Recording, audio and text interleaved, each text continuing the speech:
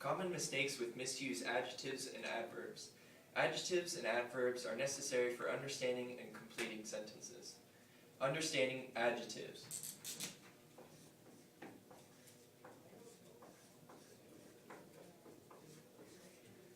Adjectives are descriptive words which are used to add detail to a sentence. Adjectives can usually be identified by asking, what?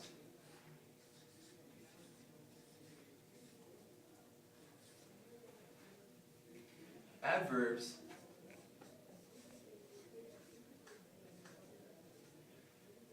are descriptive words which are used to add detail to a sentence.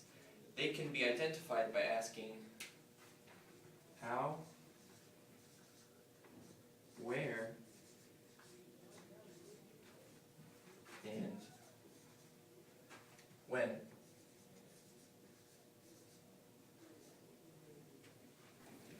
Adjectives can tell the reader how much or how many of something you're talking about, which thing you want passed to you, or what kind you want.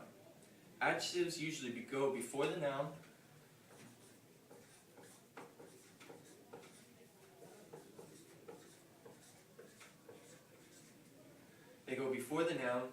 and they usually modify or describe nouns. Examples of adjectives. Here's one example. The dog is brown. Brown is the adjective, modifying the noun dog. Here's another example. The smiling dog once attacked a man. Smiling is the adjective, modifying the noun dog. Though it looks like a verb, verbs can turn into adjectives. These are called participles.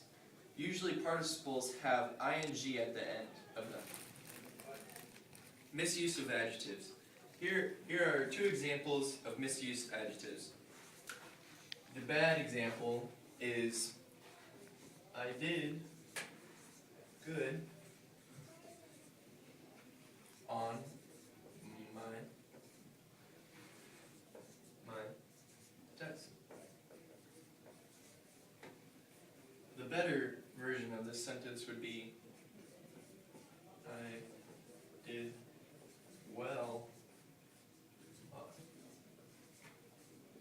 test.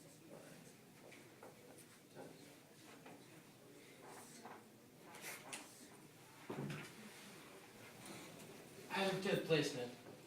Adjectives also must be placed correctly so the sentence is not misunderstood for another meaning.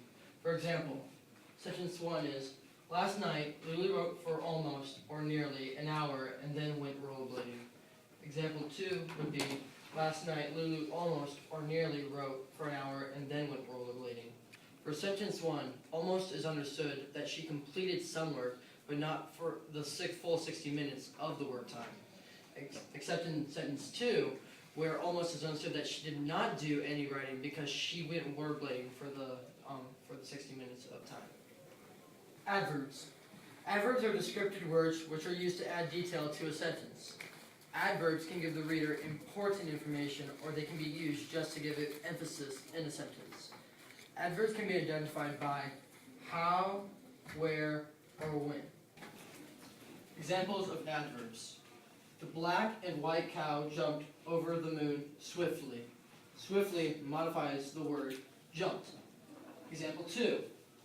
Silently, he moved in for the kill. Silently modifies the verb moved. Observe how the adverb can also come in front of the verb. Silently moved. Example 3. The wizard is almost always right. Almost always modifies, the adverb almost modifies the adverb always. Example 4. She is more interesting than her twin. The adverb more modifies the adjective interesting. Misuse of adverbs. Here are examples of a good and a bad. The bad one is, I feel badly about the accident. The good one is, I feel bad about the accident. The reason it's different is because Badly is actually a linking verb.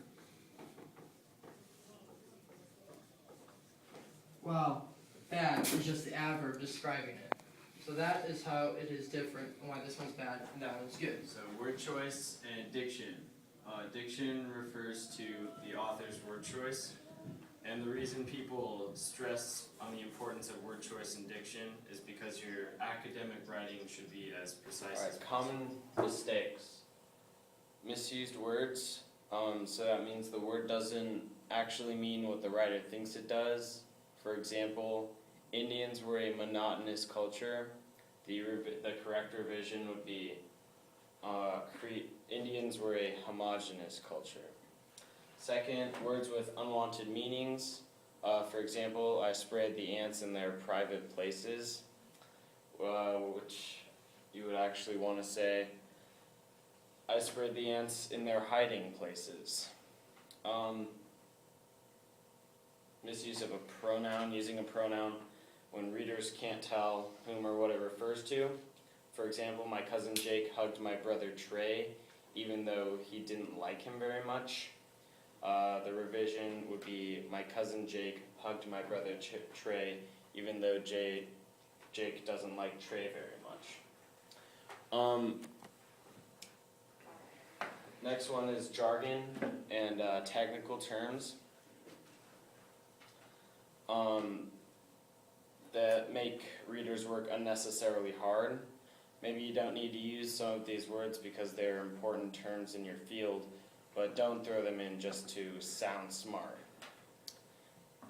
Example, the dialectical interface between Neoplatonists and anti-disestablishment Catholics offers an algorithm for deontological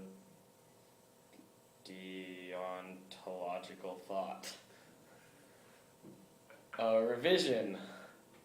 The dialogue between Neoplatonists and certain Catholic thinkers is a model for deontological thought. Lastly, loaded words and loaded language. Sometimes, as writers, we know what we mean by a certain word, but we haven't ever spelled that out for readers. We rely too heavily on that word, perhaps repeating it often without clarifying what we are talking about.